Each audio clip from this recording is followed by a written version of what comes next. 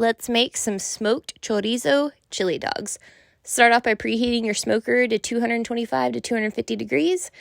Add some browned chorizo, diced red onions, minced garlic, soy sauce, Worcestershire, tomato paste, and some chili powder to a cast iron skillet or an aluminum pan.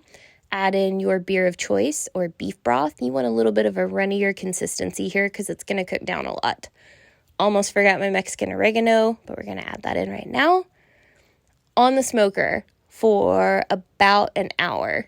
Keep an eye on it, and then it's going to look like this when it's ready.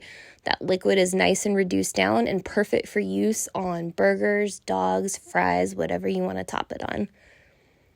Now, I'm going to preheat my Oklahoma Joe's Rider DLX pellet smoker to 500 degrees. Open up that baffle for a nice flame sear on my hot dogs. And now they're ready for topping. Cheddar cheese, that chorizo chili, fresh pico. And you can use any toppings you want, obviously, but I promise you this combination is fire. Cotija cheese, avocado lime crema. It is messy, but it is so good. Enjoy.